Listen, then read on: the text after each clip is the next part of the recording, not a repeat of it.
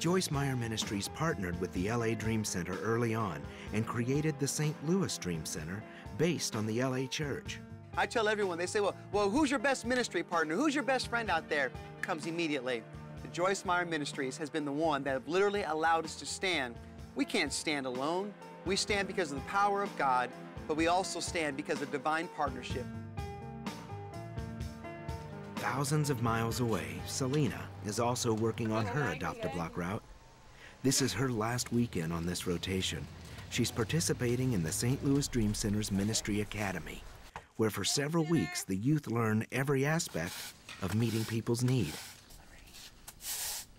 They get up at 7 a.m. where they start prayer, and their day goes all the way until about 11 o'clock at night with every kind of spiritual discipline, from prayer to working in a department in any ministry aspect, to going out and reaching the community, to mentoring one-on-one in their dorm rooms, to scripture memory. Because as much as we want to just impact the world, we want our youth to be able to impact the world. And they can relate to the students here, and they'll go back into their high schools and reach people that I will never be able to reach.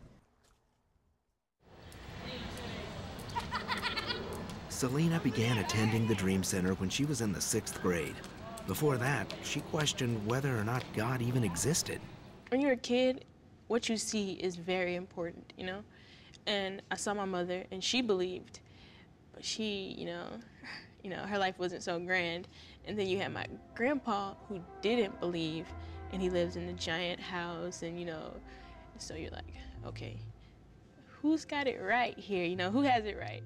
The St. Louis Dream Center became the constant presence in her life to remind her of God's love and faithfulness. Most people aren't really looking for some complicated theological answer to their problem. They're not even really interested in how much you know. They just want you to be there. They want to know that you were there yesterday and that you're going to be there tomorrow. In California, the LA Dream Center homeless ministry teams are also on the streets, looking for individuals who need food and shelter, and of course, an opportunity to pray for salvation. Barry Germain says he wouldn't be alive today if he didn't have that opportunity. I know what people are going through. There's no law, there's no nobody there. You're free from everything, but you're a prisoner in your own mind. You know, I was that prisoner. I didn't know God, I didn't know anybody.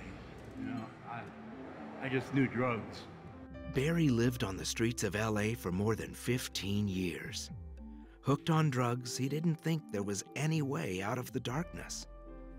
Then the Dream Center started showing up week after week, bringing food, blankets, and praying for people. 3 years ago, Barry finally gave his heart to Christ. Now he's taking courses to become a pastor to the homeless. You don't have to supply them with their home, just supply them a way to the cross. Once you find your way to that cross, everything changes. The most important dynamic of this church is the fact that we don't just minister to people's need, we minister to their potential. We got to minister to what people can possibly become. And that's why this place is called the Dream Center.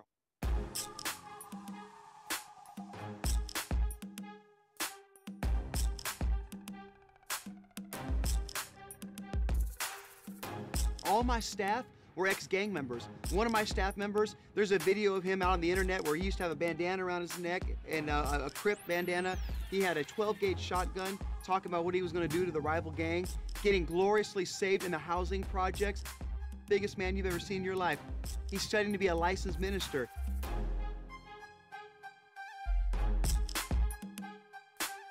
I've been, doing the same thing. I've been a gang member for over 25 years, and I spent 17 of those years in prison. I've been shot over 4 times and stabbed and, been to prison numerous times in riots and stuff like that. But, God had something else planned for my life. When I signed up, to come into discipleship, I was supposed to be here at 8 o'clock, and I didn't show up till like after midnight, but they still opened the doors and accepted me. It was still somebody on hand to pray for me, and they didn't just pray for me and push me to the side.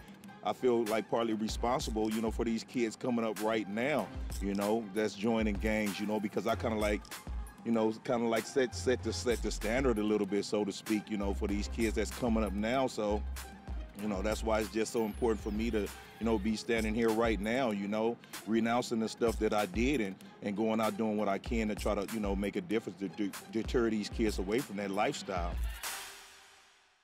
The opportunities to come to the Dream Center and start over is presented to everyone. Some choose to stay where they are. But if the opportunity for change didn't exist, Barry could be on the streets, and Selena would have never found the support she needed during the toughest moments of her life. The story with my dad is the everlasting story that I still have yet to figure out. The last time I was at his house, I was getting some food, and my dad was in the room, and I was like, hey, Dad, Leslie's finna come pick me up, and I'm finna go, and so forth and so on. He was like, okay, you know, I'll see you, blah, blah, blah, you know. And when I moved to my mom, like, a couple of weeks went past, no hear from Dad, you know, and, like, I called them, and, like, no answer, you know, and ring, ring, ring, and no, you know. And I don't know, it's like he cut me off. It was really hurtful because, like, my dad, for as long as I can remember, like as far back, was like, you know, that one person who, like, I really felt loved by and trusted, and, you know, and so, like, out of all people, like, he was the last person I expected it from, you know. And so, like, as a kid, I was just kind of like, what did I do, you know? And so, yeah. Selena says oftentimes she felt isolated. She couldn't relate to anyone and believed no one could understand how she felt. Then she started attending youth programs at the Dream Center. The Dream Center is like a sanctuary in the definition of the word sanctuary, you know? And I think that's why this church, because no other church could have been a sanctuary for me. Selena began to believe in God's existence, and she gave her life to Him. She found friends and happiness until her best friend died. I felt so betrayed. Like, I felt like God had something out for me, you know? Like, He just wanted to hurt Selena. And, I didn't understand. I tried not to at first, but afterwards I just purposely shut my family out. I just, you know, I went through once again that period of feeling alone, and so but this time I was convinced that I would be physically alone. Pain and sorrow almost consumed Selena, but through the Dream Center, she reached out to God one more time.